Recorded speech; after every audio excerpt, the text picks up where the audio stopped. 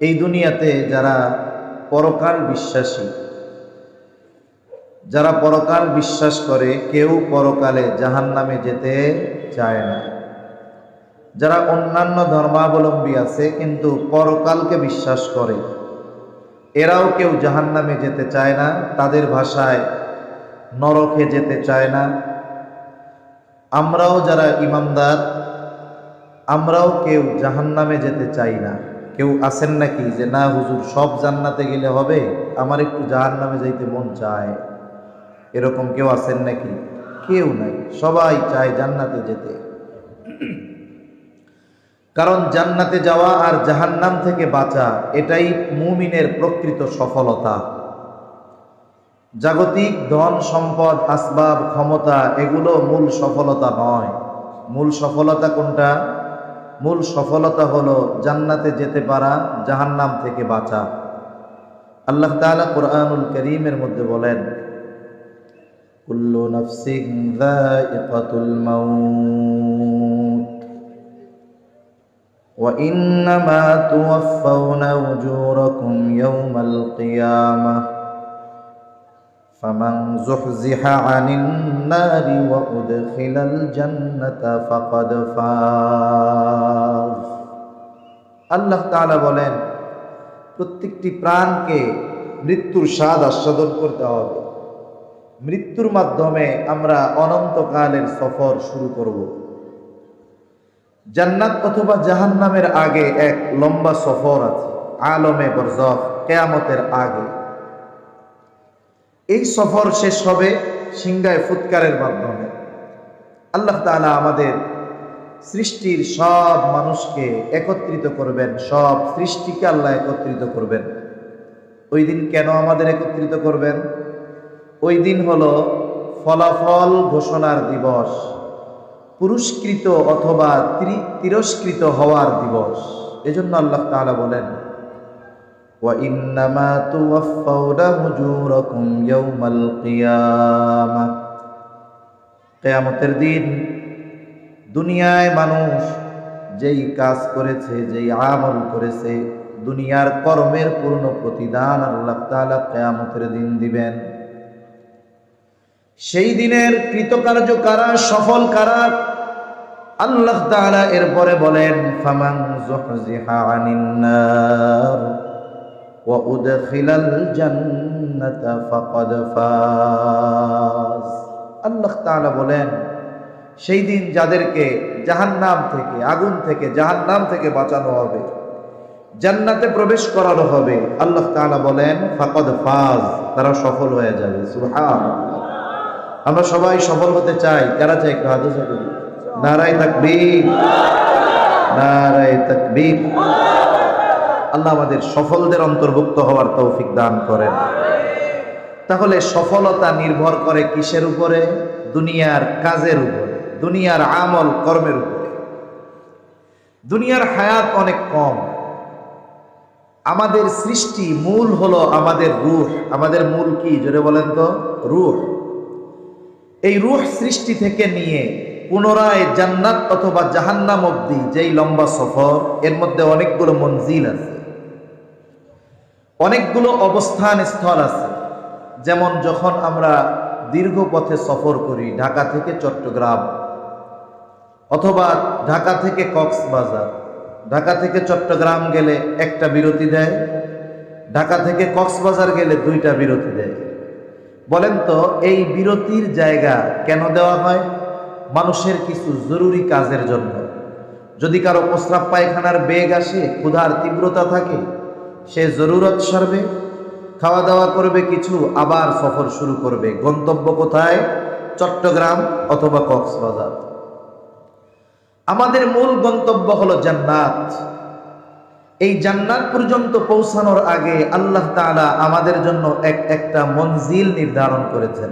যেমন আমরা রূহের জগতে ছিলাম দীর্ঘকাল, এরপরে আসলাম আলমে বাতান, মায়ের পেটের ভিতরে থাকলাম কিছুকাল, এরপরে আসলাম আলমে দুনিয়া। দুনিয়ার হায়াত 10, 20, 30, 40, 50, 60, 70, 80, 100ই ধরলাম। এই যে হায়াত 100 বছরের, বলে এই হায়াত আখেরাতের তুলনায় অতি অতি অতি অতি নগণ্য, ঠিক কিনা বলেন? কিন্তু এই অতি নগণ্য হায়াতের দাম অনেক বেশি। কেন? কারণ একজন পরীক্ষার্থী যে কোনো একটা সাবজেক্ট পড়ে 2 বছর, পরীক্ষা দেয় 3 বছর। কি বলেন? 2 বছর পড়ে পরীক্ষা দেয় কয়দিন? মাত্র 3 ঘন্টা। কয় ঘন্টা? 3 ঘন্টা। এই 3 ঘন্টা পরীক্ষার উপরে নির্ভর করে তার 2 বছরের কি মেহনত আছে। 2 বছরের ফলাফল পাওয়া যায় কয় ঘন্টার মেহনত পরীক্ষায়? 3 ঘন্টা। এজন্য পরীক্ষার হলের সময় কম, কিন্তু এই সময়ের দাম অনেক বেশি। দুনিয়াটাও ওই রকম পরীক্ষার হলের মতো। বলে সময় অনেক কম আখেরাতের তুলনায়, কিন্তু এই সময়টার দাম অনেক বেশি। কেন?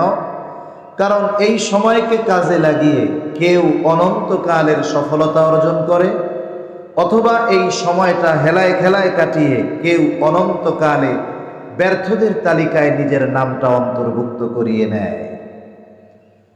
এজন্য দুনিয়ার মঞ্জিল এটা শেষ হয় মৃত্যুর মাধ্যমে। এরপরে আলমে বরজখে আমাদের সবার থাকা লাগবে দীর্ঘকাল, তবে অনন্তকাল নয়। আলমে বরজখে সবার থাকতে হবে। সবচাইতে কম সময় যেই ব্যক্তি আলমে বরজখে থাকবে, সর্বোচ্চ সময় তো বলা যাচ্ছে না, সর্বনিম্ন সময় যিনি আলমে বরজখে থাকবেন, ওনার আলমে বরজখ তথা মৃত্যু পরবর্তীকালীন সময় থেকে নিয়ে কিয়ামত পর্যন্ত ওই ব্যক্তির আলমে বরজখে অবস্থানকালের মেয়াদ কমপক্ষে 40,000 বছর। কত হাজার বছর? 40,000 বছর। আল্লাহ তাআলা সিংগায় ফুৎকারের মাধ্যমে এই দুনিয়া থেকে মানব জাতির যেই অবস্থান স্থল এটার ইতি ঘটাবেন। এর মাধ্যমে পৃথিবীর সর্বশেষ মানুষটাও আলমে বরজখের বাসিন্দা হবে। আল্লাহ তাআলা বলেন, وَنُفِخَ فِي الصُّورِ فَصَعِقَ مَن فِي السَّمَاوَاتِ وَمَن فِي الْأَرْضِ إِلَّا مَن شَاءَ اللَّهُ ثُمَّ نُفِخَ فِيهِ أُخْرَى فَإِذَا هُمْ قِيَامٌ يَنظُرُونَ। আল্লাহ রাব্বুল আলামিন জানায় দেন, প্রথমবার সিংগায় ফুৎকার দেওয়ার পর ফাসাইকা মান ফিস সামাওয়াতি ওয়া মান ফিল আরদ, আসমান জমিনের মাঝে যত প্রাণী আছে, যত প্রাণ আছে, সব অজ্ঞান হয়ে যাবে। ইল্লা মান শাআল্লাহ, তবে আল্লাহ তাআলা যেগুলো চান সেগুলো ছাড়া। মুফাসসিরিনে কেরাম বলেন, প্রথমে অজ্ঞান হবে, এরপরে মৃত্যু ঘটবে। এর মাধ্যমে পৃথিবীর সর্বশেষ মানুষটাও আলমে বরজখের বাসিন্দা হয়ে যাবে। আল্লাহ তাআলা বলেন, সুম্মা নুফিখা ফীহি উখরা ফাইযা হুম কিয়ামুন ইয়ানদুরুন। অতঃপর আবার সিংগায় ফুৎকার দেওয়া হবে। এই যে প্রথমবার সিংগায় ফুৎকার আর দ্বিতীয়বার সিংগায় ফুৎকার, এর মধ্যে ব্যবধান কমপক্ষে 40,000 বছর।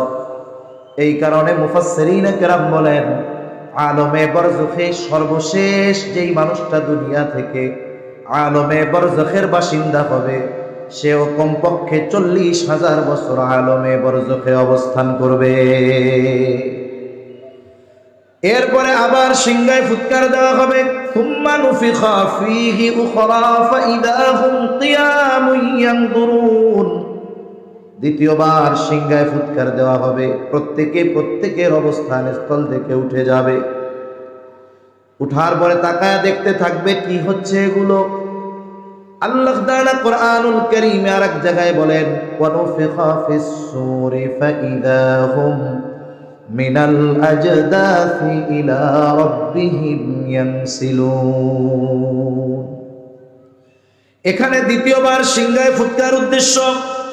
দ্বিতীয়বার সিংগায় ফুৎকার দেবার পর আল্লাহ তাআলা বলেন, প্রত্যেকে যাকে যেখানে দাফন করা হয়েছে, হতে পারে মাটিতে, কারো আলমে বরজখের সূচনা হতে পারে বাঘের পেটে, কারো হতে পারে সমুদ্রের মধ্যে কোনো হিংস্র মাছের খাবার হিসাবে। যে যেখানেই যার কবর হোক না কেন, প্রত্যেকের অবস্থান থেকে উঠে দাঁড়িয়ে যাবে। ইলা রাব্বিহিম ইয়ানসিলুন, প্রত্যেকেই তাদের রবের দিকে ছুটতে থাকবে। এটা হলো সেই দিবস, যেই দিবসের প্রতিশ্রুতি দিয়েছেন কে? জোরে বলেন কে? আর ওই দিবসের সত্যায়ন করেছেন প্রত্যেকটা নবী রাসূল। আল্লাহ তাআলা বলেন, যারা পরকালে অবিশ্বাসী তারা কি বলবে? আলমে বরজখে যারা কষ্টে ছিল, যাদের কবরটা জাহান্নামের গর্ত হিসাবে সাব্যস্ত হয়েছিল, শুধুমাত্র হাসরের ময়দানে উঠবে। এখনো কোনো ফয়সালা তার জন্য হয় নাই, জাহান্নামও হয় নাই, কোনো কিছুই হয় নাই। বলে আলমে বরজখে যেই ব্যক্তি শাস্তিতে ছিল, যার কবরটা জাহান্নামের গর্ত ছিল, ওই ব্যক্তি হাসরের ময়দানে উঠবার পর সে তার কবরের আযাবের কথা ভুলে যাবে। সে মনে করবে সে এতকাল আরামের মধ্যে অবস্থান করতেছিল। হাসরের ময়দান এতটা কঠিন এক ভয়াবহ আবহাওয়া তৈরি করবে, যে ব্যক্তি কবরে আযাবে ছিল ও মনে করবে আমি মনে হয় এতকাল ঘুমাইছিলাম। কি বলবে তারা?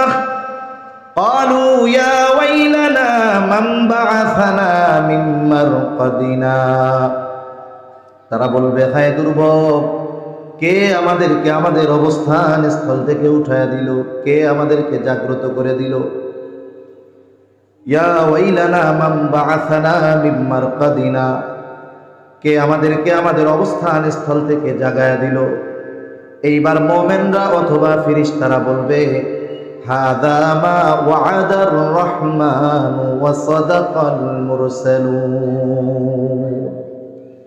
এটাই হলো দয়াময়ের সেই প্রতিশ্রুত দিবস, যেই দিবসের প্রতিশ্রুতি তিনি দিয়েছেন আর তার প্রেরিত রাসূলগণ এই দিবসের সত্যায়ন করেছেন। এটাই হলো সেই দিবস, এটাই হলো ইয়াউমুল জাযা, প্রতিদান দিবস। এটাই হলো ইয়াউমুল হাসর, একত্রিতকরণ দিবস। এটাই হলো সেই দিবস, যেই দিবসের একচ্ছত্র আধিপত্য যার হবে তিনি কে? এটাই সেই দিবস। আজকে বিচার হবে মানুষের। আল্লাহ রাব্বুল আলামিন বিচার করবেন। প্রত্যেকটা মানুষ তার চূড়ান্ত অবস্থা নিজেরাই সেই দিন অবলোকন করতে পারবে, বুঝতে পারবে। প্রত্যেকটা মানুষকে তার দুনিয়ার কর্মের হিসাব, ফাইল, আমলনামা তাদের হাতে পৌঁছায়া দেওয়া হবে। আল্লাহ তাআলা কোরআনুল কারীমের মধ্যে জানায় দেন আমলনামাগুলো ছেড়ে দেওয়া হবে, আর যার আমলনামা তার কাছে গিয়ে পৌঁছায়া যাবে। আমলনামাগুলো ছেড়ে দেওয়া হবে, কেউ ডান হাতে আমলনামা পাবে, কেউ বাম হাতে আমলনামা পাবে। ডান হাতে যারা আমলনামা পাবে তারা সৌভাগ্যবান, আর যারা বাম হাতে আমলনামা পাবে তারা দুর্ভাগ্যবান। বাম হাতে যাদের আমলনামা দেওয়া হবে, হাতটা বুক চিরে পেছন দিকে নেওয়া হবে, পেছন দিক দিয়ে তাদের হাতে আমলনামা দেওয়া হবে। ডান হাতে যারা আমলনামা পাবে, সামনাসামনি আমলনামা পাবে। সাথে সাথে আল্লাহ তাআলা আমলনামা পড়ার যোগ্যতা সবাইকে দান করবে। আর আল্লাহ তাআলা বলবেন ইকরা কিতাবাকা কাফা বিনাফসিকাল ইয়াওমা আলাইকা হাসিবা, তুমি পড়ো তোমার কিতাব, তুমি পড়ো তোমার আমলনামা, তোমার নিজের হিসাবের জন্য তুমি আজকে নিজে যথেষ্ট। একজন বকলম মানুষ যে জীবনে নিজের নাম লিখতে পারে না, তাকেও পড়ার যোগ্যতা যিনি দিবেন তিনি কে? আল্লাহ দিবেন। এটা প্রযুক্তির কারণে বোঝা এখন সহজ। মানুষ এতটা প্রযুক্তিগত উৎকর্ষতায় পৌঁছিয়ে গিয়েছে, চায়না ভাষা এর শব্দ বহুদূর, অক্ষরিত আমরা বুঝি না। কিন্তু কোনো চাইনিজ যদি আমার আপনার সাথে কথা বলতে চায়, সে মোবাইলে আমাকে ফোন দিবে, সে কি বলতেছে তার ভাষায় আমার মোবাইলের স্ক্রিনে সেটা উঠে যাবে, এবং আমি আমার ভাষায় বলবো, সে তার ভাষায় আমার কথাগুলো ওখানে শুনতে পাবে, দেখতে পাবে। এই যে প্রযুক্তি, জ্ঞান, এটা মানুষকে দিছেন কে? আল্লাহ দিছেন। সেই আল্লাহর জন্য আমলনামা পড়ার যোগ্যতা আমাদের দেওয়া, এটা শুধু সহজ না, অতি অতি অতি সহজ, ঠিক কিনা? প্রত্যেকটা মানুষ তারা আমলনামা পড়তে পারবে। ডান হাতে যারা আমলনামা পাবে তারা কত আনন্দিত হবে। আল্লাহ তাআলা কোরআনুল কারীমের মধ্যে বলেন, ফাআম্মা মান উতিয়া কিতাবাহু বিয়ামিনিহি ফায়াকুলু হাউম ইকরাউ কিতাবিয়া ইন্নী যানানতু আন্নী মুলাকিন হিসাবিয়া। ডান হাতে যারা আমলনামা পাবে তারা আনন্দে অন্যান্যদেরকে বলতে থাকবে, ফায়াকুলু হাউম ইকরাউ কিতাবিয়া, এই তো আমার কিতাব, এই তো আমার আমলনামা, তোমরা পড়ো আমার কিতাব, পড়ো আমার আমলনামা। শুধু মানুষকে তার কিতাব পড়ার জন্য বলবে এমনটা নয়, বরং সে কোন কারণে ডান হাতে আমলনামা পেয়েছে সেটাও বলে দিবে। সে বলবে, আমি ডান হাতে আমলনামা পাবার কারণ কি জানো? ইন্নী যানানতু আন্নী মুলাকিন হিসাবিয়া। সে বলবে, নিশ্চয়ই আমি দুনিয়ায় এই ব্যাপারে দৃঢ় ধারণা রাখতাম, দৃঢ় বিশ্বাস রাখতাম, ঈমান রাখতাম। আমি দুনিয়ায় যত কর্ম করি না কেন, দুনিয়ার মানুষের সামনে হিসাব না দেওয়া লাগলেও যার সামনে হিসাব দেওয়া লাগবে তিনি কে? আমাকে আল্লাহর সামনে আমার দুনিয়ার কর্মের হিসাব দেওয়া লাগবে, এটা দুনিয়াতে আমি দৃঢ় বিশ্বাসী ছিলাম বিধায় দুনিয়ায় কাজকর্ম ঠিক মতো করছি, যেন আল্লাহর সামনে হিসাবের দিন ধরা পড়ে না যায়। এজন্য আজকে আমি ডান হাতে আমলনামা পেয়েছি। আর একদল বাম হাতে আমলনামা পাবে, তাদের অবস্থা কেমন হবে? আল্লাহ তাআলা বলেন, ওয়া আম্মা মান উতিয়া কিতাবাহু বিশিমালিহি ফায়াকুলু ইয়া লাইতানি লাম উতা কিতাবিয়া ওয়া লাম আদরি মা হিসাবিয়া ইয়া লাইতাহা কানাতিল কাদিয়া মা আগনা আন্নী মালিয়া হালাকা আন্নী সুলতানিয়া। বাম হাতে আমলনামা পেয়ে বলবে, ইয়া লাইতানি লাম উতা কিতাবিয়া, হায় দুর্ভোগ, আমি যদি এই কিতাব না পাইতাম কতই না ভালো হতো। ওয়া লাম আদরি মা হিসাবিয়া, আমি যদি আমার হিসাবটা না জানতাম কতই না ভালো হতো। ইয়া লাইতাহা কানাতিল কাদিয়া, ওই যে প্রথমবার দুনিয়া থেকে যে মরছিলাম ওটাই যদি আমার চূড়ান্ত ধ্বংসের কারণ হতো তাহলে কতই না ভালো হতো। এই যে আফসোস সে করবে, বাম হাতে আমলনামা পাবে। মূল কথা হলো, ডান হাতে যারা আমলনামা পাবে তাদের জন্য এই ঘোষণা নিশ্চিত, যদি পাপের কারণে তাদের জাহান্নামে যাওয়াও লাগে, অনন্তকাল জাহান্নামে থাকা লাগবে না। তার মানে সে সুনিশ্চিত যে আমি আমার সর্বশেষ আবাসস্থল হিসাবে যেই স্থান পাবো সেটা হলো জান্নাত। আর বাম হাতে যারা আমলনামা পাবে এদের চূড়ান্ত আর অনন্ত আবাসস্থল হলো জাহান্নাম। জান্নাতীরা জান্নাতে চলে যাবে, জাহান্নামীরা জাহান্নামে চলে যাবে। একটা সময় জান্নাতি যারা তারা অনন্তকাল জান্নাতের জন্য সাব্যস্ত হয়ে যাবে, জাহান্নামী যারা অনন্তকাল জাহান্নামের জন্য সাব্যস্ত হয়ে যাবে। আমি আপনাদের খেদমতে যে আয়াতগুলো তিলাওয়াত করেছি এই আয়াতগুলো মূলত হলো জান্নাতি আর জাহান্নামীদের মধ্যে কথোপকথন। আল্লাহ তাআলা এই জায়গায় জাহান্নামীদের জাহান্নামে যাওয়ার 4টি কারণের কথা বলছেন। কয়টা কারণ? আরেকটু আস্তে বলেন, কয়টা কারণ? যদিও কাফিরদের উদ্দেশ্য করে এই আয়াতগুলো আল্লাহ নাজিল করেছেন, তথাপি কোন ইমানদার দাবিদারের মধ্যেও যদি এই বিষয়গুলো পাওয়া যায় তাকেও হয়তো ক্ষণকাল অথবা দীর্ঘকাল জাহান্নামে থাকা লাগতে পারে। এই জন্য আমরা সকলেই তো জাহান্নাম থেকে বাঁচার মাধ্যমে সফলতা অর্জন করতে চাই কি চাই না? যদি চাই তাহলে আল্লাহ যেই 4টি বিষয়ের কথা বলেছেন ওই 4টি বিষয় যদি আমাদের মধ্যে থাকে তাহলে ওইগুলো আমাদের মধ্য থেকে বের করব। যদি ওই অভ্যাসগুলো আমার আপনার মধ্যে থাকে আর আমি যদি জান্নাতের দাবিদার হই, যতই দাবি করি জান্নাত পাওয়া যাবে না। জান্নাতীরা জান্নাতে, জাহান্নামীরা জাহান্নামে। তাফসীরের মধ্যে আসছে, তাফসীরে ইবনে কাসীর সহ প্রসিদ্ধ অধিকাংশ তাফসীরের মধ্যে আসছে, আল্লাহ তাআলা জান্নাতী আর জাহান্নামীদের মধ্যে কথা এবং দেখার ব্যবস্থা করে দিবে। আল্লাহ তাআলা বলেন, কুল্লু নাফসিন বিমা কাসাবাত রাহিনা ইল্লা আসহাবাল ইয়ামিন। আল্লাহ তাআলা বলেন, কুল্লু নাফসিন বিমা কাসাবাত রাহিনা, প্রত্যেকটি প্রাণ তার কর্মের কারণে জাহান্নামে আবদ্ধ হবে, এটা হলো মূল কথা। তার মানে কোন প্রত্যেকটি প্রাণী বা মানুষ?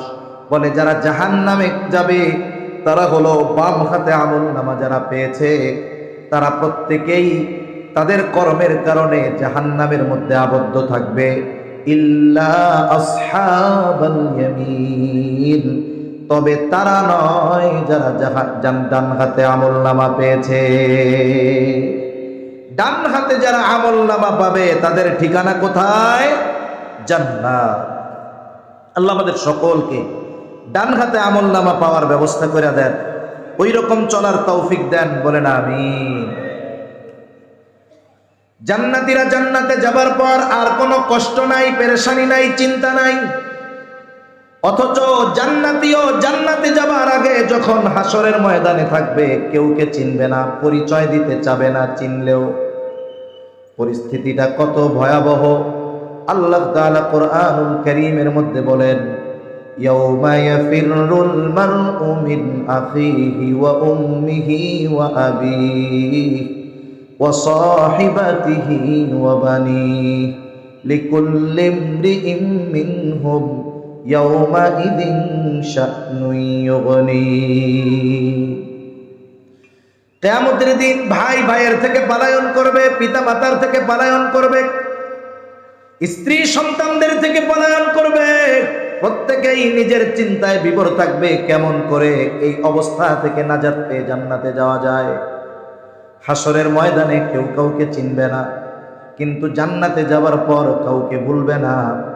বরং জান্নাতে যাবার পর দুনিয়ায় যার সাথে একদিনও দেখা হয়েছে, এই ধরনের মানুষকেও সে জান্নাতে খুঁজতে থাকবে।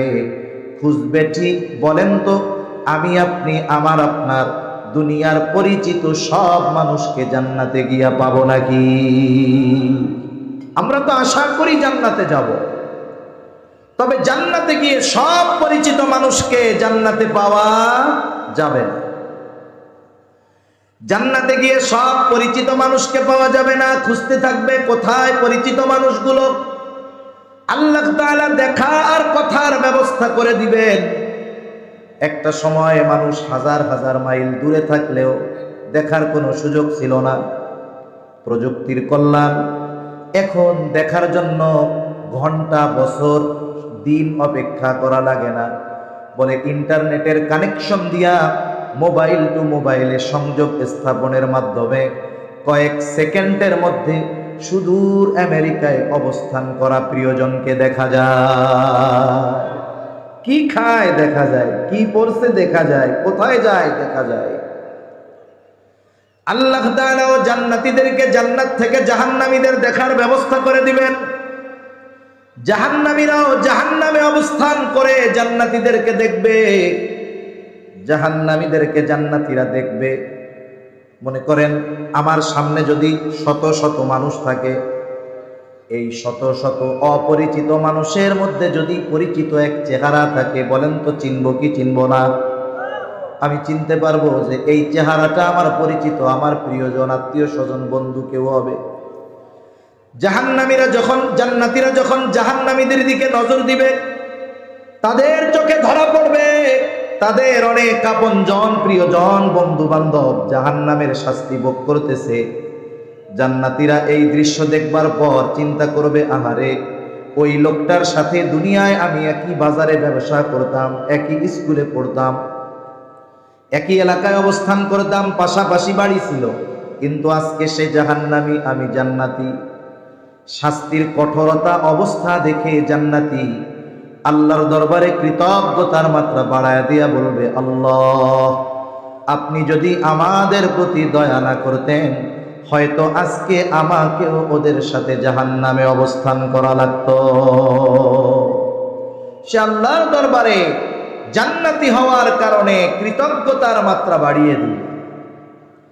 জাহান্নামীদেরকেও জান্নাতীদের দেখার ব্যবস্থা করে দেওয়া হবে। জাহান্নামীরা জান্নাতীদেরকে দেখে আফসোস করবে, হায় রে, এই তো আমার বন্ধু, একই মাঠে খেলছি, একই বাজারে ব্যবসা করেছি, একই স্কুলে লেখাপড়া করেছি, একই এলাকায় পাশাপাশি অবস্থান করেছি, আজকে সে কত আরামায়েশ ভোগ বিলাসের মধ্যে আছে, আর আমি পুড়তে পুড়তে ছারখার হয়ে যাচ্ছি। এই দৃশ্য দেখবার পর তার শাস্তির যেই কষ্ট, এটা তার আরো বাড়তে থাকবে। কেন? বলে, যখন দেখবে প্রিয়জন কাছের মানুষেরা জান্নাতের নাজ নেয়ামত ভোগ করে, ওই দৃশ্য দেখবার পর আফসোসের কারণে তার শাস্তির তীব্রতা বেশি অনুভব হবে, কষ্টটা বেশি লাগবে আফসোসের কারণে। দুনিয়ায় যদি ওই ইমানদার মানুষগুলোর সাথে ঈমান আনতাম, নেককার মানুষগুলোর সাথে যদি ভালো কাজে সম্পৃক্ত হতাম, পাপের কাছ থেকে যদি বেঁচে থাকতাম, তাহলে আজকে আমিও জান্নাতে থাকতে পারতাম। আফসোস যতই করুক, করার কিছু নাই। জান্নাতীরা এবার পরস্পর আলোচনা করবে, কি ব্যাপার, এই মানুষগুলো তো আমাদের সাথেই ছিল, এরা জাহান্নামী হইল কেন? জান্নাতীরা পরস্পর আলোচনা করবে। এইবার আল্লাহ তাআলা তাদেরকে কথা বলার ব্যবস্থা করে দিবেন। জান্নাতীরা জাহান্নামীদেরকে জিজ্ঞাসা করবে, মা সালাকাকুম ফি সাকার, কোন কারণে তোমরা সাকারের অধিবাসী হইলা, কোন কারণে জাহান্নামের বাসিন্দা হইলা? এইবার জাহান্নামীরা তাদের প্রশ্নের জবাব দিবে। 4টি কারণ বলবে জাহান্নামে যাওয়ার। 1 নম্বর কারণ বলবে, ক্বালু লাম নাকু মিনাল মুসাল্লিন। 1 নম্বর কারণ বলবে, আমরা মুসল্লি ছিলাম না। কি ছিলাম না? একটু জবান খুলে বলেন তো, আরো জোরে বলেন, কি ছিলাম না? মুসল্লি ছিলাম না। মুসল্লি কাকে বলে? নির্বাচন আসলে নামাজ পড়ে, শুক্রবারে নামাজ পড়ে, কি বলেন, জানাজার নামাজে হাজির হয়, এটা মুসল্লি? সাপ্তাহিক হাজিরা, বাৎসরিক হাজিরা, আর মাসিক হাজিরা, আর সিজনাল হাজিরা যারা দেয়, এরা মুসল্লি হতে পারে? মুসল্লি কারা? মুসল্লি হলো হাজারো ব্যস্ততা যাকে নামাজ থেকে ফিরিয়ে রাখতে পারে না। প্রকৃত মুসল্লি হলো তারা হাজারো ব্যস্ততায় তাদের নামাজ তাদেরকে ফিরায় রাখতে পারে না, বরং সব কিছুর আগে তারা নামাজকে প্রাধান্য দেয়। কাজ পরে, নামাজ আগে, এটা হলো তাদের স্লোগান। আর প্রকৃত মুসল্লি যারা, তাদের অন্তর সব সময় মসজিদের সাথে সম্পৃক্ত থাকে। আর এই গুণে গুণান্বিত মুসল্লি যারা, কিয়ামতের দিন যখন কোথাও কোনো ছায়া থাকবে না, আল্লাহর আরশের ছায়া ছাড়া, বলে এই ধরনের মুসল্লিরা ওই হাসরের ময়দানে আরশের ছায়ায় স্থান লাভ করবে। 7 শ্রেণীর মানুষ আরশের ছায়ায় স্থান পাবে। এর মধ্যে 1 শ্রেণীর, রাজুলুন কলবুহু মুআল্লাকুম ফিল মাসাজিদ। ওই ব্যক্তি যার অন্তরটা মসজিদের সাথে সম্পৃক্ত ছিল, সে 24 ঘন্টা মসজিদে থাকছে এমন নয়, বরং যখনই সে মসজিদ থেকে বাহির হয়েছে, যেই কাজেই থাকুক না কেন, তার অন্তরে নামাজের চিন্তা, মসজিদের চিন্তা। এমন মানুষ সমাজে আলহামদুলিল্লাহ অনেক আছে, ঠিক কিনা বলেন? অনেক আছে। এমনও পরিশ্রম করে, কিন্তু তার চিন্তা আজান দিছে তো আর কোনো কাজ করার সুযোগ নাই। এরকম অনেক মানুষ আছে। আর এই মানুষগুলো নিষ্পাপ থাকে। এই মানুষগুলোর সগীরা গুনাহ প্রতি নামাজের সাথে সাথে, এক নামাজ থেকে আর এক নামাজের মধ্যে যদি কোনো সগীরা গুনাহ হয়ে যায়, সাথে সাথে মাফ হয়ে যায়। সুবহানাল্লাহ। গুনাহমুক্ত জিন্দেগি তারা অতিবাহিত করতে পারে। তাহলে জাহান্নামীরা বলবে, আমরা মুসল্লি ছিলাম না।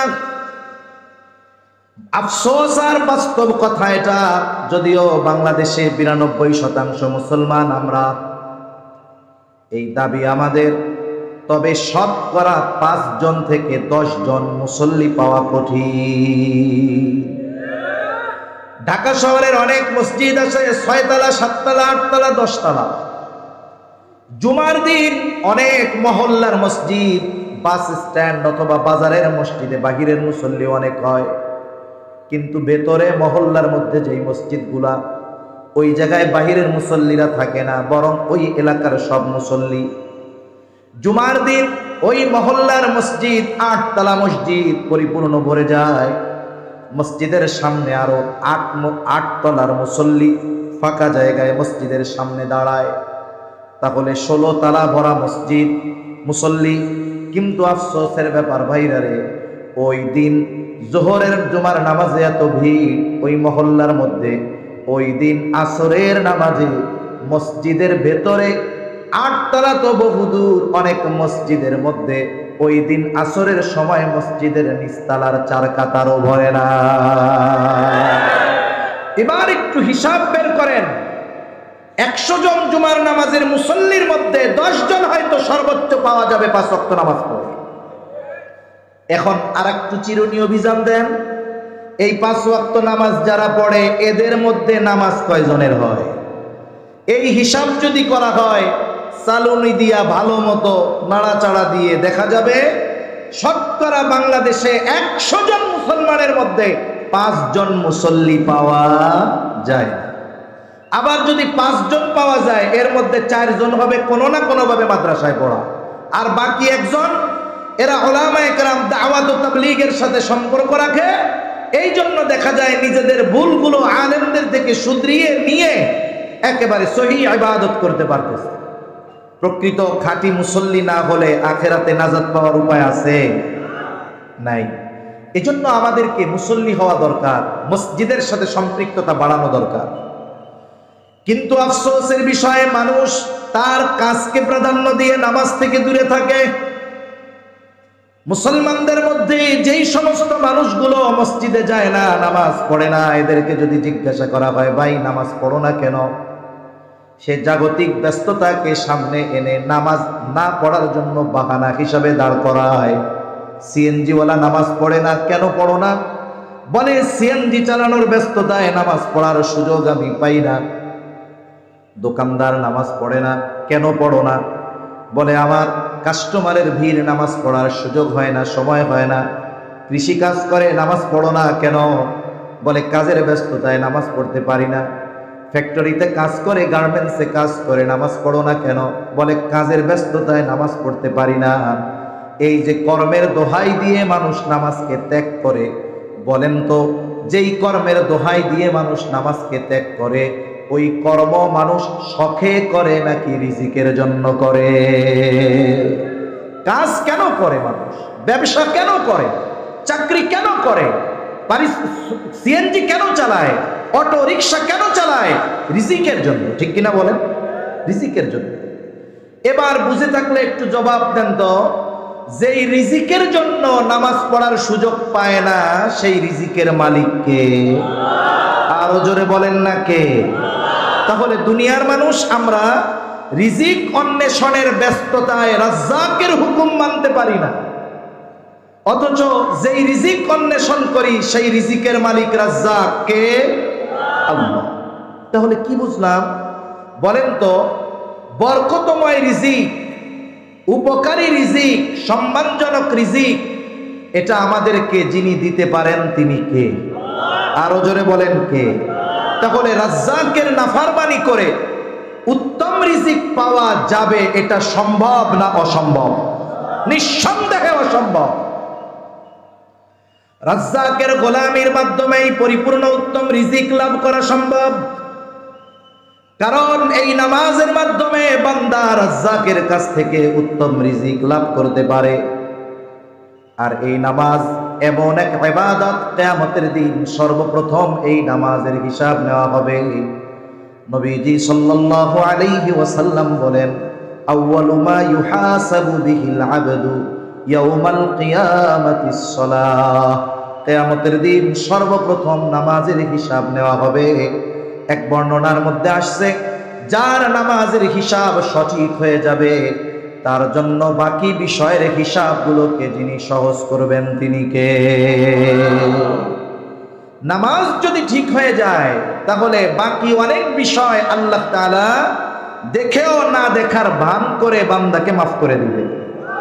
অনেক সময় মাদ্রাসা হোক, স্কুল হোক, মাদ্রাসায় যখন কোনো ছাত্র লেখাপড়া ঠিক মতো করে, লেখাপড়ার ব্যাপারে তার কোনো ত্রুটি বিচ্যুতি নাই, সবক ঠিক, সব ঠিক তার, এই ধরনের ছাত্র যারা, এরা যদি শাস্তিযোগ্য কোনো অন্যায় বা অপরাধ না করে, তাহলে ওস্তাদরা ওই ধরনের ছোটখাটো দুষ্টমি দেখেও না দেখার ভান করে, চিন্তা করে লেখাপড়া তো ঠিক আছে, কিছু বলার দরকার নাই। প্রস্রাব করতে গিয়া 5 মিনিটের জায়গায় 10 মিনিট লাগাইলে কিছু কয় না, কেন? বলে লেখাপড়া ঠিক রাখছে, এতটুক ছাড় দেওয়া যায়। কিন্তু যেই ছেলেটার মূল লেখাপড়া ঠিক নাই, ও বয়ের ঠেলায় প্রস্রাব আসলেও একটু দাঁড়াইয়া ছুটি নেয় না যে প্রস্রাব আসতেছে, পয়সাই থাকে। 6 মাস পরে একদিন দাঁড়াইছে, হুজুর একটু 1 নম্বর যাবো, প্রস্রাব করতে যাবো। হুজুর কইবা ডায়াবেটিসে ধরছে না, খালি মতন আর মতন, একটু বরবর খালি বাইরে যাওয়া লাগে না। অথচ ছুটির জন্য দাঁড়াইছে কয় মাস পর? 6 মাস পর। কিন্তু এটা চোখে পড়লো কেন? বলে মূলটা ঠিক নাই, এই জন্য সব খালি চোখে পড়ে। কিয়ামতের দিন ঈমান তো ঠিক আছে, হিসাবের মধ্যে, আমলের হিসাবগুলোর মধ্যে সবচাইতে গুরুত্বপূর্ণ হিসাব হলো নামাজ। বলে নামাজের হিসাব যার ঠিক হবে, বাকি বিষয়গুলোর মধ্যে যদি ত্রুটি বিচ্যুতিও থাকে, আল্লাহ তাআলা হিসাব সহজ করে দেখেও না দেখার ভান করে বান্দাকে মাফ করে দিবে। এজন্য নামাজের ব্যাপারে আমাদের সর্বোচ্চ যত্নশীল হওয়া দরকার। তাহলে রিজিক অন্বেষণ করতে গিয়ে নামাজ বাদ দেয়, এরা হলো বোকা। কারণ যারা মুসল্লি হয়, যারা নামাজি হয়, তাদের রিজিকের জিম্মাদারি যিনি নেন তিনি কে? আরো জবান খুলে বলেন কে? আল্লাহ তাআলা বলেন, ওয়া'মুর আহলাকা বিস-সালাতি ওয়াসতাবির আলাইহা লা নাসআলুকা রিজকা নাহনু নারযুকুকা ওয়াল আকিবাতু লিত-তাকওয়া। আল্লাহ রাব্বুল আলামিন বলেন, ওয়া'মুর আহলাকা বিস-সালাতি ওয়াসতাবির আলাইহা, তুমি তোমার অধীনস্থদেরকে নামাজের আদেশ দাও এবং তুমিও তার উপরে অটল অবিচল থাকো। তার মানে নিজে মুসল্লি হও, ঘরের মানুষদেরকেও মুসল্লি বানাও। যদি এই দুইটা শর্ত কোনো ইমানদার পূরণ করতে পারে, নিজে মুসল্লি, ঘরের মানুষগুলো মুসল্লি, আহকামুল হাকিমিন জানায় দেন, বান্দা লা নাসআলুকা রিজকা, আমি তোমার কাছে রিজিক কামনা করি না, চাই না, বরং তুমি নামাজি যদি হয়ে যাও, তোমার ঘরের অধীনস্থ মানুষগুলা যদি মুসল্লি নামাজি হয়ে যায়, আল্লাহ তাআলা বলেন নাহনু নারযুকুকা, তাহলে আমি আল্লাহ তোমাদেরকে রিজিক প্রদান করব। তাহলে মুসল্লি হলে রিজিকের জিম্মাদারি নেন কে? আরো জোরে বলেন কে? আল্লাহ তাআলা তখন অল্পতে বরকত দেয়। আর যদি মুসল্লি না হয়, অনেক হতে পারে কিন্তু বরকত শূন্য হয়ে যায়। তাহলে 1 নাম্বার, জাহান্নামীরা জাহান্নামে যাওয়ার কারণ, তারা বলবে লাম নাকু মিনাল মুসাল্লিন, আমরা মুসল্লি ছিলাম না, এই কারণে জাহান্নামী। এখন কোন আমরা কি হব? জোরে বলেন, আরো জোরে বলেন, কি হব? মুসল্লি। বাৎসরিক, সাপ্তাহিক, সিজনাল নাকি 5 ওয়াক্ত? যত ব্যস্ততা থাকুক না কেন, 5 ওয়াক্ত নামাজ আমরা কখনো ছেড়ে দিব না। তাহলে আল্লাহ তাআলা আসমানের রিজিকের দরজা, বরকতের দরজা আমাদের জন্য খুলে দিবে ইনশাআল্লাহ। 2 নাম্বার কারণ, তারা বলবে ওয়ালাম নাকুনু তুহিমুল মিসকিন, আমরা জাহান্নামে আসার কারণ আমরা মিসকিনদেরকে খানা প্রদান করতাম না। খানা খাওয়ানো এটা বড় ফজিলতের কাজ। রাসূলুল্লাহ সাল্লাল্লাহু আলাইহি ওয়াসাল্লামের কাছে এক ব্যক্তি আসছে, এসে জিজ্ঞাসা করেন আইয়ুল ইসলামি খায়র, ইসলামের মধ্যে উত্তম আমল কোনটা? আমার আপনার নবীজি ছিলেন উম্মতের রূহানি ডাক্তার। একই প্রশ্নের জবাব ব্যক্তির ভিন্নতায় তিনি ভিন্ন ভিন্ন জবাব দিতেন। এই ব্যক্তির এই প্রশ্নের জবাবে নবীজি বললেন তুতঈমুত তাআম ওয়া তাকরাউস সালাম আলা মান আরাফতা ওয়া মান লাম তারিফ, তুমি মানুষকে খানা খাওয়াও আর পরিচিত অপরিচিত সবাইকে বেশি বেশি সালাম দাও। মানুষকে খানা খাওয়াও। আল্লাহ তাআলা এই কথা, নবীজি এই কথা বলে কোন স্তর বিন্যাস করেন যে ধনীরে খাওয়াবা না, শুধু গরিবরে খাওয়াবা। তবে যাকেই খাওয়ানো হোক একমাত্র সন্তুষ্টি উদ্দেশ্য হবে কার? আল্লাহ। এখন একজন কোটিপতিরে একজন গরিব খানা খাওয়াইছে, জাগতিক কোন স্বার্থে নয়, আল্লাহর জন্য। সওয়াব আছে না নাই? আছে। একজন ধনীকে যদি আল্লাহর জন্য খানা খাওয়ানো হয় বলে এতেও সওয়াব, তাহলে একজন গরিব অসহায় দরিদ্র বলেন তো তাকে খানা খাওয়াইলে সওয়াব বেশি না কম? যার প্রয়োজন নাই তাকে যদি খাওয়ানো হয় সেই জায়গায় যদি সওয়াব থাকে, বলে যার খাবারের প্রয়োজন তাকে খাওয়াইলে কমপক্ষে দ্বিগুণ সওয়াব। এক নাম্বার খানা খাওয়ানোর সওয়াব, দুই নাম্বার খানাটা ওই ব্যক্তির প্রয়োজন ছিল, প্রয়োজন মেটানোর সওয়াব। রাসূলুল্লাহ সাল্লাল্লাহু আলাইহি ওয়াসাল্লাম বলেন, যেই মুসলমান অপর মুসলমান ভাইয়ের প্রয়োজন মিটায়া দিবে, কোন প্রয়োজন মিটাবে, নবীজি বলেন আল্লাহ তাআলা ওই ব্যক্তির দুনিয়া আখিরাতের প্রয়োজনগুলো মিটায়া দিবে। তাহলে একজন মিসকিনকে যদি খানা খাওয়ানো হয় তাহলে দ্বিগুণ সওয়াব, দুই ধরনের সওয়াব, খানা খাওয়ানোর সওয়াব, প্রয়োজন মেটানোর সওয়াব, সাথে সাথে আল্লাহর পক্ষ থেকে দুনিয়া আখিরাতের প্রয়োজন মিটানো যেই ফ্যাসিলিটি সেটাও লাভ করা যায়। সুবহানাল্লাহ।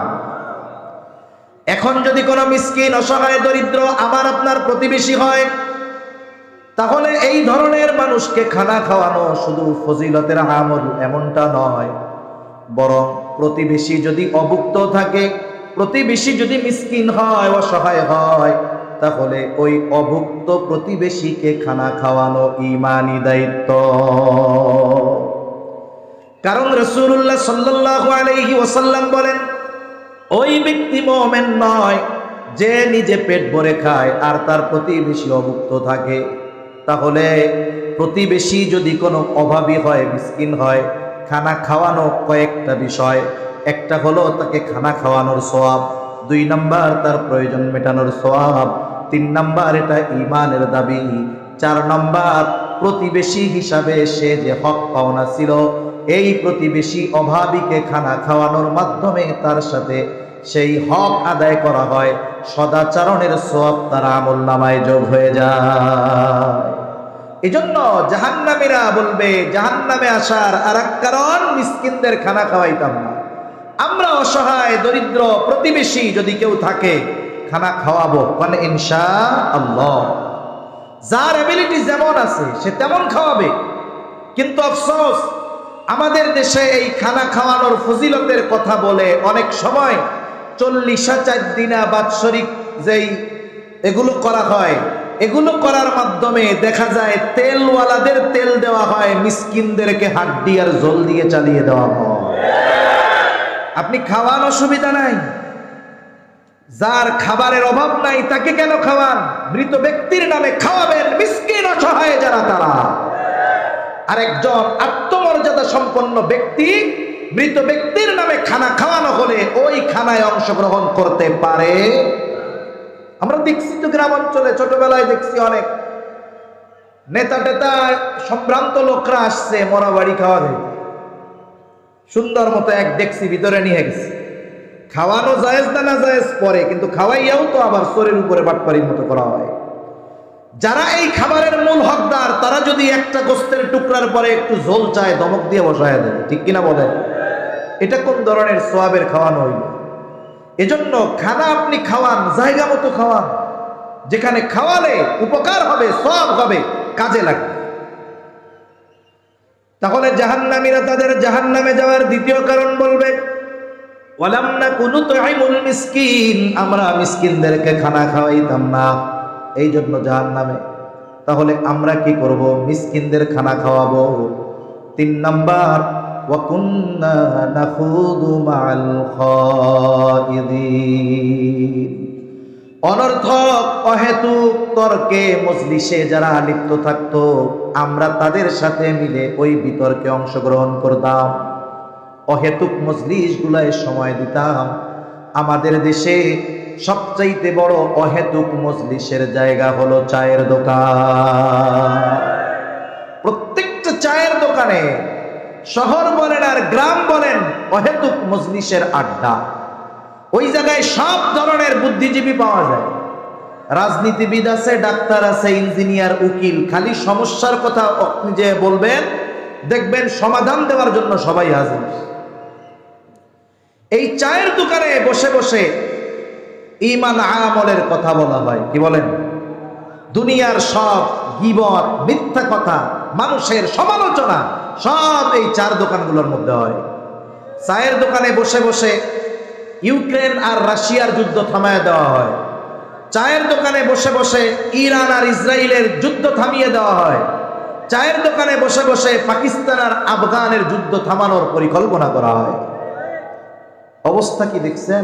বৈশা আছে বাংলাদেশের চায়ের দোকানে, তার মেজাজ কোথায় পৌঁছায় গেছে। অথচ এই আল্লাহর বান্দা আজান দিলে মসজিদে আসতে পারে, এমন চার দোকানের ক্রেতার অভাব নাই আমাদের দেশে। অথচ আফসোস, কেন এরা থাকে? এদেরকে যদি বলা হয়, বলে টাইম পাস করি, সময় পাস করি। গ্রামে কিছু মানুষ আছে, শহরেও আছে, মনে করেন এরা কি করবে? এদের কাজ কাম নাই, সন্তান 3-4টা বড় বানাইছে, চাকরি করে, বিদেশে থাকে, এখন তো আর পরিশ্রমের দরকার নাই, পরিশ্রম নাই, চাকরি নাই, সময় কাটাবে কেমনে? বলে বিশেষ করে শীতের দিন জোহরের নামাজ পড়ে 4টা খাইয়া বের হবে। চায়ের দোকানে আল্লাহর বান্দা আসবে ওই 2, 2:30, 3টা থেকে নিয়ে একবারে রাত 9টা 10টায়, এরপরে বাড়ি ফিরবে। এক টানা 7, 8, 9 ঘন্টা চায়ের দোকানে বসে থাকে, কোনো কাম কাজ নেই। 3 মাথা এক জায়গা দিয়া, 3 মাথা বুঝেননি, 2 হাঁটু আর মাথা এইভাবে দিয়া বসে চার দোকানে এই দীর্ঘ সময় বসে থাকে। আমি যদি তারে জিজ্ঞাসা করি, চার দোকানে বসে কি করেন? সময় কাটে না, সময় কাটাইতেছি, টাইম পাস করতেছি। আপনি যদি ওই লোকটারে গিয়ে বলেন, আল্লাহ তাআলা তো আপনাকে অনেক সময় দিয়েছে, তাহলে এক কাজ করেন, আগামী বিশ্ব ইস্তেমা থেকে 3 চিল্লায় চলে যান। আল্লাহ যেহেতু সময় দিয়েছে, সময়গুলোকে আল্লাহর রাস্তায় কাজে লাগান। এই কথা যখন আপনি তাকে বলবেন, দেখবেন সে গলা উঁচু করে বলবে, বাবুরে, আমার এত বেশি ব্যস্ততা, এত ব্যস্ততা মনে হয় ডক্টর ইউনূসেরও না। যখন আপনি তার সময়কে দিনের কাজে ব্যয় করতে বলবেন, তখন তার মতো বিজি লোক আর দুনিয়ায় পাওয়া যাবে না। অথচ সময় কাটায় কোথায়? চায়ের দোকান। অথচ মানুষ, আমরা যদি বুঝতে পারতাম আল্লাহর দেওয়া যত দামি দামি নেয়ামত আছে, সবচাইতে দামি নেয়ামত গুলার মধ্যে অন্যতম দামি নেয়ামত হলো এই হায়াত, এই সময়। অথচ এই সময়গুলো আমরা অহেতুক কাটায় দিই। সময়গুলোকে বেহুদা যদি কেউ অতিবাহিত করে, গুনার মাধ্যমে অতিবাহিত করে, বলে সময়ের বরকত আল্লাহ উঠিয়ে নিয়ে যায়। আর যদি সময়গুলোকে নেক কাজের মধ্যে অতিবাহিত করা হয়, ওই সময়কে আল্লাহ তাআলা বরকত দিয়ে ভরপুর করে দেয়। দুনিয়া থেকে যখন কোনো মানুষ পরকালের পথিক হয়, দেহ থেকে রূহটা বিচ্ছিন্ন হয়ে যায়।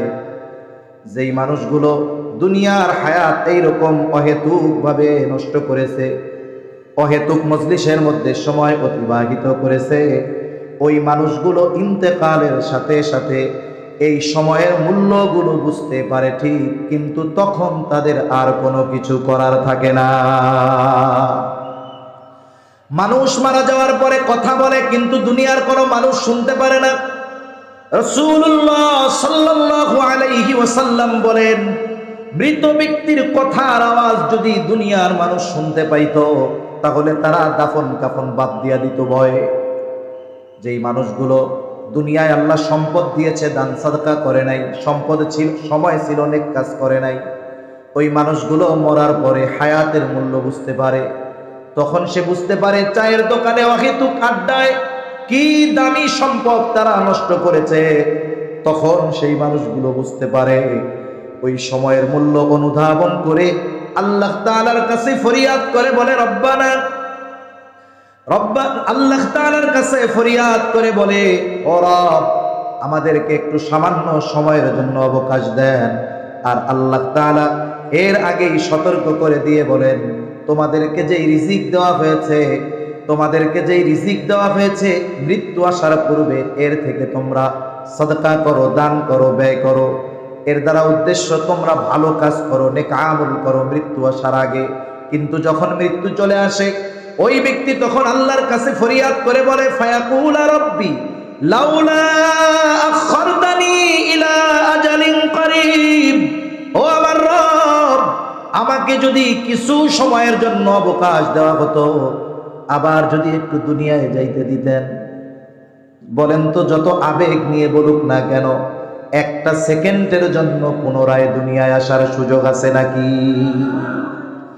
সে বলবে রব, ফায়াকুল রাব্বি লাউলা আখখারতানি ইলা আজালিন করিব ফাআসাদদাকা ওয়া আকুম মিনাস সালিহিন। ও রব, আপনি যেই সম্পদ দিয়েছিলেন তা থেকে দান সদকা করতাম, আর এত বেশি নেক আমল করতাম যে আমি সৎ কর্মশীলদের অন্তর্ভুক্ত হয়ে যাইতাম। এই ব্যক্তি মৃত্যুর পর হায়াত বা সময়ের মূল্য বুঝতে পেরেছে ঠিক, কিন্তু কিছুই করার নাই। এই আফসোস যেন আমার আপনার মৃত্যুর পরে করা না লাগে। 4 নম্বর কথা শেষ। 4 নম্বর, জাহান্নামীরা বলবে, আমরা কিয়ামতের দিবসের ব্যাপারে কিয়ামতের দিবসকে মিথ্যা প্রতিপন্ন করেছিলাম। ওয়া কুন্না নাখুদু মাআল খায়িদিন ওয়া কুন্না নুকাযযিবু বিয়াউমিদ্দিন। কোন ব্যক্তি যদি কিয়ামতকে পরিপূর্ণ অস্বীকার করে সে বেঈমান, তার স্থান চিরস্থায়ী জাহান্নাম। কিন্তু কোন ব্যক্তি যদি কিয়ামতের প্রতি উদাসীনতা প্রদর্শন করে তার হয়তো দীর্ঘকাল জাহান্নামে থাকা লাগবে। এইবার তারা বলবে, আমরা কিয়ামতের ব্যাপারে অবিশ্বাসী ছিলাম, এইভাবেই চলছে দুনিয়া। মুসল্লি হই নাই, ইয়াতিম মিসকিন অসহায়দেরকে খানা খাওয়াই নাই, অহেতুক বিতর্কের মজলিসে গিয়া নিজেরাও অহেতুক মজলিসে বিতর্কে লিপ্ত হয়েছি। কিয়ামতের ব্যাপারে উদাসীন ছিলাম, অবিশ্বাসী ছিলাম। অথচ ওই যে ডান হাতে যে আমলনামা পেয়েছিল, আমলনামা পাওয়ার কারণ হিসাবে সে বলেছিল, ইন্নী যানানতু আন্নী মুলাকিন হিসাবিয়া, আমি এই ব্যাপারে দৃঢ় ধারণা পোষণ করতাম যে কিয়ামতের দিন আমার দুনিয়ার কর্মের হিসাব আল্লাহর সামনে দেওয়া লাগবে। এজন্য যারা কিয়ামতের ব্যাপারে যার যত বিশ্বাস বেশি, পরকালের ব্যাপারে যার যত বিশ্বাস বেশি, বলে তার দুনিয়ার কর্ম তত সুন্দর, আখিরাত তত সুন্দর। এভাবে চলছে দুনিয়া, কিয়ামতের ব্যাপারে উদাসীন, অবিশ্বাসী। এবার চূড়ান্ত সত্যের আগমন ঘটল। হাত্তা আতানাল ইয়াকিন, দৃঢ় সত্য চলে আসলো, মৃত্যু চলে আসলো। ঈমান আনতে পারলাম না, তাওবা করতে পারলাম না, ভালো কাজ করতে পারলাম না, দ্বীনি মজলিসে বসতে পারলাম না, অসহায়দেরকে খানা খাওয়াইতে পারলাম না, ঠিকানা হয়ে গেল জাহান্নাম। আল্লাহ তাআলা আমাদের সকলকে এই বিষয়গুলোর আলোকে খেয়াল রেখে জাহান্নামীদের কাজ ত্যাগ করে জান্নাতীদের কাজ বেশি বেশি করার তৌফিক আল্লাহ দান করেন। সকলে জবান খুলে বলি আমিন। ওয়া আখিরু দাওয়ানা আনিল হামদুলিল্লাহি রাব্বিল আলামিন। আসসালামু আলাইকুম ওয়া রাহমাতুল্লাহি ওয়া বারাকাতুহু। দোয়া চাই। মাশাআল্লাহ, আমরা এতক্ষণ পর্যন্ত হযরত আল্লাহ হযরত মাওলানা ইসমাইল বুখারী কাশিয়ানী হুজুরের কাছ থেকে মূল্যবান আলোচনা শুনতেছিলাম। প্রিয় উপস্থিতি, আমাদের আজকের যিনি প্রধান মেহমান হযরত আল্লামা নজরুল ইসলাম কাসেমী, উনি রাস্তায় আসতেছে ইনশাআল্লাহ। আমরা একটু অপেক্ষা করি। হুজুর আসার আগ পর্যন্ত আমাদের সামনে এ পর্যায়ে পবিত্র কোরআন ও হাদিস থেকে আলোচনা নিয়ে